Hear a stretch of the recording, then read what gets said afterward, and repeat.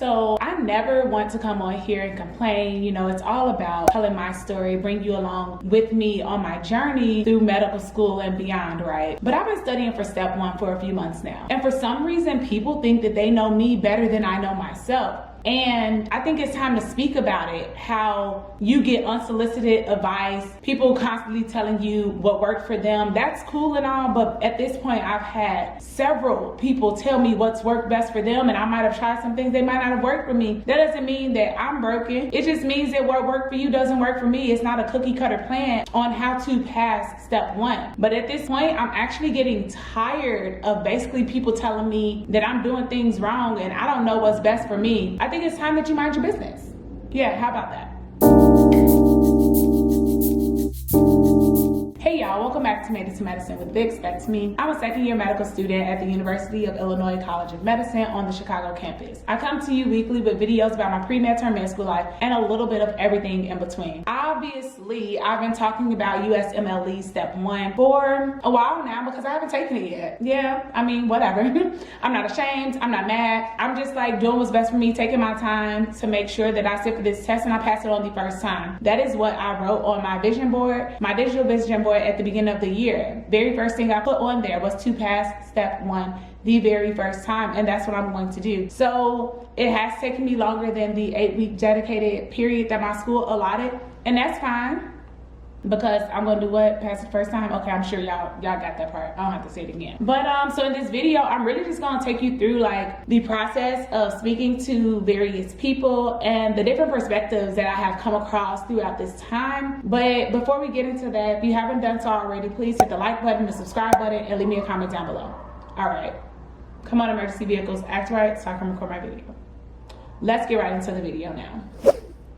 So I officially started studying, or kind of started studying in December. It is now April. One might say girl, that's crazy. Yeah, it is crazy that all that material did not stick in my head from the first 2 years, or first year and a half of medical school. And it's crazy that I have to essentially relearn all the material, reteach myself, fill deficits that I kind of avoided and that you could get away with when it's just a block exam that you can avoid on step 1 because literally it's no telling what's going to show up on the exam, right? So I have to be as prepared as possible to do my very best. One of the people I recently spoke to was a PGY1, a first year resident. PGY1 stands for postgraduate year 1, which is typically your intern year of residency. And she was telling me all the things that worked for her, but at the end, she straight up said, wait, what have you been doing that's working for you? And I love that. I loved it so much because she didn't just dump everything that worked for her, because she knows that she's one human being and she is not the master key to passing step 1. She should have said, you all didn't even work for me. People were do mixed blocks. I had to do system focused blocks because I needed to learn the pattern recognition, and that only happened with seeing the same type of questions repeatedly. People at my school would say you need to be proficient in one block before moving on to the next. I was doing that in the beginning. That didn't work for me because I was never seeing anything. I did respiratory for 3 weeks, and then what do I have to show for it? Nothing, because I still don't know respiratory like that. Yeah, am I getting better from working with my tutor? Yeah, but for the most part, that didn't work, so I had to abandon that plan. They tell us to get 70% on each block before we move on. 70s were not working for me. It wasn't really looking at my feature. I did start hitting 55, 60, 65%. I'm all right, cool. I think I'm pretty solid enough to move on. But the point is when you start getting unsolicited advice, yeah, I've asked certain people, okay, so what worked for you? What did you do the last 2 weeks leading up to your exam? how did you learn anatomy? Or what did you do to learn immunology? And straight up immuno is memorization. So I've been working on that and learning the different cytokines or the different interleukins, which go with what, IL-10, attenuate.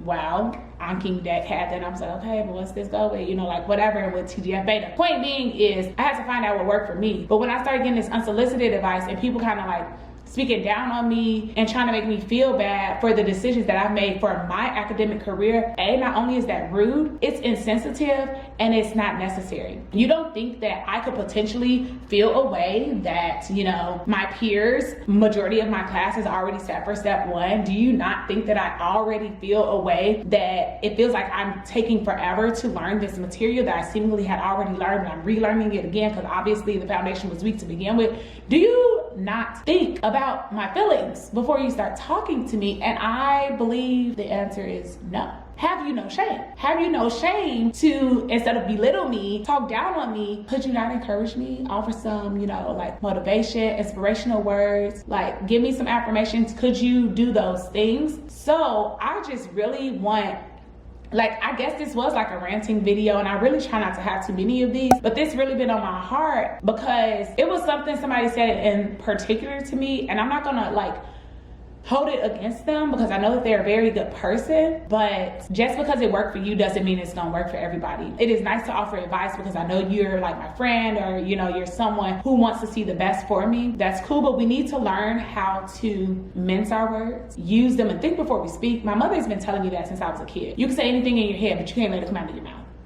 Because once it's out there, you can't take it back. So once you've said something, now you got me over here questioning, like, okay, so am I doing things wrong? Am I not smart enough? Am I not good enough? Am I not capable? But we already been there, and we know that I am, because those affirmations, they on their mirror, and I be looking at them, looked at them earlier today, had to tell myself to remember my why, like, why are you here? Why are you doing this? Did you get tricked? Maybe. But are you still trying to do this for the Black and brown people in the community that you grew up in, so they can see a physician that looks like them, knowing that that dream of them going to medical school or any type of school in medicine is attainable, it's reachable for them? Okay, yeah, cool, dandy, fine, that's what's up. But this is just a reminder that everybody's journey looks different, y'all. Like my practice test last week, I finally saw improvement. And I'm talking, y'all, I'm gonna be real transparent with you. My very first practice test, since step 1 is now pass fail, they don't tell you like your 3-digit score anymore, except UWorld does. They'll tell you what your 3-digit score is, and I think like a pass is around 196, but we don't get that anymore, right? So they just tell you your percent correct. My very first test in January, it said I was probably at like a 34, or it was either 32 to 36% correct, and I was just like, all right, and passing gets supposedly 63%. Our school wants us to get a 68 to 70% on 2 practice exams before we sit for the exam, because that gives us, you know, a little cushion for whether we have a bad day or not. It's like, okay, you can get 68, 70, you should be able to still hit that 63% to pass. And of course, all of this is conjecture because they haven't told us like, well, this is the pass level. That's also something else to talk about, because I know it's pass fail, but y'all know that these practice tests, you know what they're telling us, especially for MBMEs, you know that they're telling us that this is your percentage and this is your likelihood of passing. So why can't you tell us the percentage? Like, it's all a scam, and I hate the system. It is so broken. I have no answers on how to fix it. But point being is, I started from the bottom. So when people are telling me, oh, by now I feel like you've been studying forever and I feel like you should be able to pass it, you just not trusting yourself, you just don't have the confidence, you just not believing that you can do it. No, girl, I don't have all the knowledge, I don't have all the content. Like, the gaps are still there. Like, yes, my test taking strategies have improved, and I did make a jump in my practice test last week, and I'm so grateful for that, but I haven't hit 50% correct yet, and I am hoping that in my next practice exam that I do hit that. And you know, at first I never want to talk about my percentages because I know the stigma, the stereotypes, the things people think about me, the things people say about me, but at the end of the day, I know who I am, I know what I'm capable of, and I know my worth, and I know it's not tied to anything that I'm doing in medicine, it's not tied to any exam that I take, it's not tied to this crap that's trying to, whoa, not the camera falling.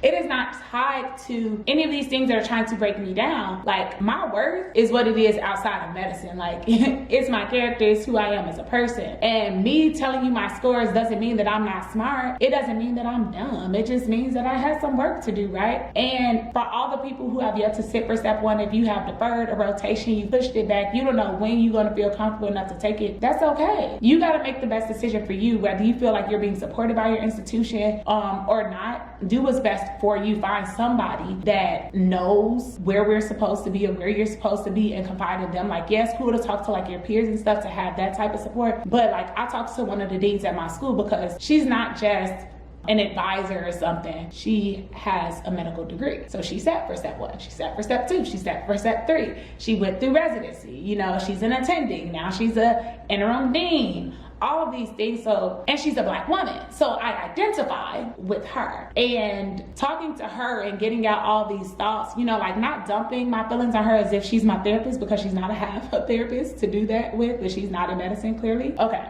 So I have a therapist and all of that, but I think it's still very important to be able to confide and talk to people who are in medicine, who have actually been where you're trying to go, and knowing that it's also okay to stop telling everybody all of your business if you want them to mind theirs. I can't keep telling you to mind your business, but I'm being so open and honest with you about what's going on. Like, yeah, I do have this channel, yeah, I have this platform where I talk to y'all and I tell you all these things, but guess what? If I don't want to read not one comment, I don't have to. But it's also on me to stop like reaching out to people and complaining to them about step one. Like, that's on me too. So I got to realize that this journey is my own, and since it's my own, I have the right to invite whomever I want into the journey, you know, like, and I don't have to do anything much more past that.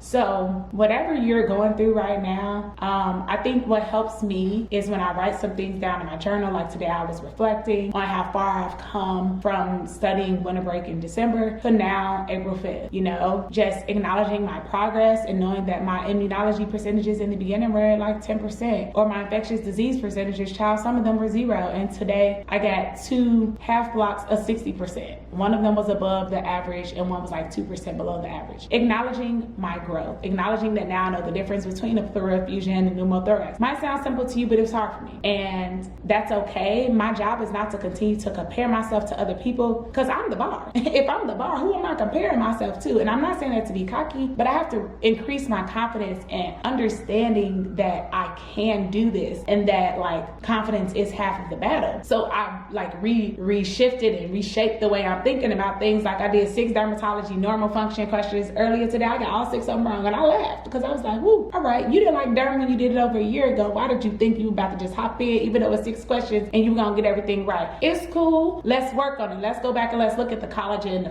the fibrin, and all these different things, elastin, because clearly it's just some overlap. Because I swear it was really giving immunology and not really dermatology, but whatever, skin layers, I guess it's all the same. Point being, it's okay to tell people to mind their business, to get up out of your business, but you also got to be acknowledging or aware of what you're telling people and putting out in the atmosphere. Like, protect your energy, protect your peace, and honestly, good luck to you. We are in this, y'all, and we in it to what? To win it. I'll catch y'all next week. Bye.